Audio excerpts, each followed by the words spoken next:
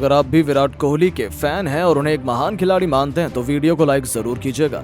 दोस्तों, आईपीएल 2024 के 52वें और सबसे एक्साइटिंग मुकाबले के लिए बैंगलोर के चिन्नास्वामी स्टेडियम में किंग कोहली की बैंगलोर के सामने थी टीम इंडिया के शहजादे गिल की गुजरात टाइटंस की क्रिकेट टीम। ये रोमांचक मुकाबला दोनों टीमों की प्लेऑफ की उम्मीदों को जिंदा रखने के लिए बेहद इंपॉर्टेंट था।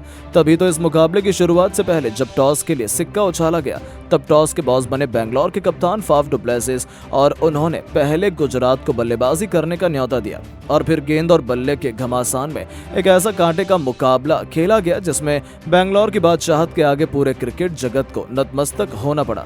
जी हां, सबसे पहले तो बता दें, गुजरात के लिए एक बार फिर अपनी टीम को कातिलाना शुरुआत दिलाने के इरादे से कप्तान शुभमन गिल के साथ रिद्धिमान साहा की खतरनाक जोड़ी मैदान में उतरी थी। लेकिन शुरुआत तो बैंगलोर ने ऐसी की मानो कि वो आईपीएल की नंबर 1 टीम हो।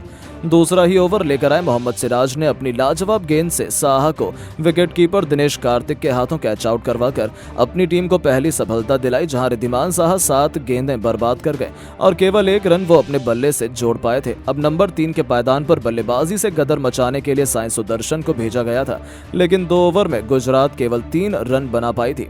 ऐसा लग रहा था कि बैंगलोर के गेंदबाज गेंदें नहीं बल्कि आग के गोले बरसा रहे हैं। उनकी पारी कछुए से भी धीमी रफ्तार से आगे बढ़ रही थी। ऐसा लग रहा था टी20 के घमासान में हमें टेस्ट क्रिकेट का रोमांच देखने को मिल रहा था, लेकिन ये तो तूफान के पहले की शांति थी। फिर जो हुआ उसे गुजरात कभी नहीं भूल पाएगी। चौथे ओवर में शुभमन गिल ने मोहम्मद सिराज को बड़ा शॉट खेला, लेकिन बाउंड्री पर खड़े फील्डर ने उनका आसान सा कैच लपक कर गुजरात को 440 वोल्ट का झटका दिया था, जहां केवल 10 रन स्कोर बोर्ड पर बने थे और उनके दोनों ओपनर पवेलियन की शोभा बढ़ाने लौट चुके थे।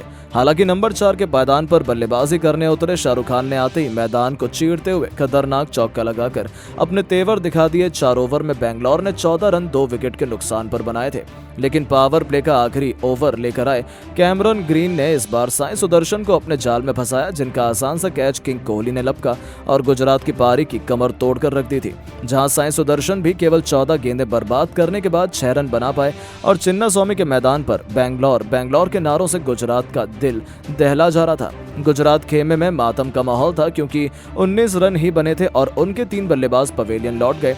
साथ ही इससे बुरा और क्या हो सकता है, मैदान में शाहरुख खान के साथ डेविड मिलर की जोड़ी मौजूद थी, जिन्होंने आते ही एक बार फिर पावर प्ले की आखिरी गेंद पर चौका लगाया और 6 ओवर में गुजरात के 23 रन तक पहुंचाया। लेकिन यह 2024 आईपीएल का सबसे खराब स्कोर था, यानी कि गुजरात अभी से एक शर्मनाक हार की तरफ बढ़ने लगी थी। अब इन दोनों के कंधों पर अपनी टीम को जबरदस्त वापसी करवाने की जिम्मेदारी थी और इन दोनों ने इस अंदाज में बल्लेबाजी करनी भी शुरू कर दी। 9 ओवर में उन्होंने गुजरात को 50 रनों के पार पहुंचाया। उनके बीच एक अच्छी पार्टनरशिप पनपने लगी थी। डेविड मिलर तो सीधा चौके छक्कों से डील कर रहे थे। उन दोनों ने देखते ही देखते 61 रनों की पार्टनरशिप को भी अंजाम दिया। दोनों खिलाड़ी अपने अपने अर्धशतक की तरफ बढ़ रहे थे, लेकिन तभी मैच में एक बार फिर आता है ट्विस्ट। इस बार कर्ण शर्मा ने अपनी फिरकी के जाल में खतरनाक लग रहे डेविड मिलर को आउट कर अपनी टीम को एक और सफलता दिलाई, जहां मिलर 20 गेंद पर 3 चौके और 2 तूफानी छक्कों की बदौलत 30 रन बनाकर पवेलियन लौट गए। तो उनके आउट होने के बाद शाहरुख खान भी किंग कोहली के रॉकेट थ्रो के आगे टिक नहीं पाए। विराट ने उन्हें रनआउट पर गुजरात की आधी पारी को समेटा, जहां शाहरुख भी 24 गेंद पर 5 चौके और 1 छक्के की बदौलत केवल 37 रन बना पाए और 87 रनों पर ही गुजरात ने अपने 5 बल्लेबाज रोक दिए थे। अब मैदान पर राहुल तेवतिया के साथ राशिद खान की जोड़ी मौजूद थी। इन दोनों खिलाड़ियों ने बेहतरीन बल्लेबाजी करते हुए 15 ओवर में गुजरात को 102 रनों तक पहुंचाया। उसके बाद भी उनकी तूफानी बल्लेबाजी जारी रही। 16 ओवर में करण शर्मा की बेरहमी से पिटाई करते हुए राहुल तेवतिया ने एक के बाद एक 3 खतरनाक चौके की हैट्रिक के साथ साथ एक खतरनाक छक्का भी लगाया। इस ओवर में उन्होंने कुल 19 रन बटोर डाले। तो 17वें ओवर में राशिद खान को भी आड़े हाथों लेते हुए एक के बाद एक 2 खतरनाक चौके लगाए। हालांकि दोस्तों, विकेटों के गिरने का सिलसिला थमा नहीं। 18वें ओवर में यश दयाल ने राशिद खान को क्लीन बोल्ड कर गुजरात को 6वां झटका दिया, जहां राशिद 14 गेंद पर 2 चौके और 1 छक्के की बदौलत 18 रन बनाकर आउट हुए। तो वहीं ओवर की आखिरी गेंद पर उन्होंने राहुल तेवतिया को भी आउट कर गुजरात को लगभग समेट दिया था। यहां तेवतिया 21 गेंद पर 5 चौके और 1 छक्के की बदौलत केवल 35 रन बना पाए। लेकिन दोस्तों, विजय शंकर ने इम्पैक्ट प्लेयर के तौर पर अब अंत में आते ही एक के बाद एक 2 खतरनाक चौके जरूर लगाए। लेकिन 20वां ओवर लेकर आए व्यस्क ने पहली गेंद पर मानव सुधर, दूसरी गेंद पर मोहित शर्मा और तीसरी गेंद पर विजय शंकर को वापस भेजकर गुजरात को केवल 147 रनों पर ही ऑल आउट कर दिया, जहां बैंगलोर के लिए सिराज, दयाल और व्यस्क ने सबसे अधिक 2-2 सफलताएं हासिल की।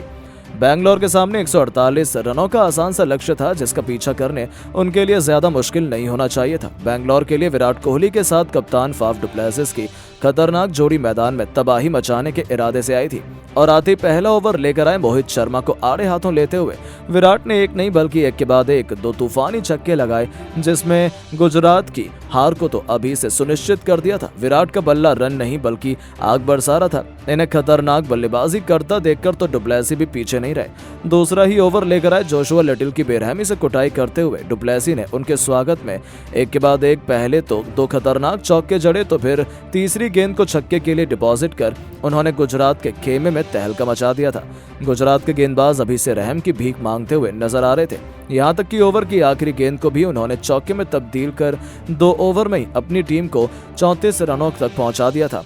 अब तो केवल फॉर्मेलिटी शेष रह गई थी। यहां तक कि तीसरा ओवर लेकर आए मानव सुथर के भी परखच्चे उड़ाते हुए डु प्लेसी ने इस ओवर में एक खतरनाक छक्का और एक करारे चौके की बदौलत 3 ओवर में ही अपनी टीम को 46 रनों तक पहुंचा दिया था।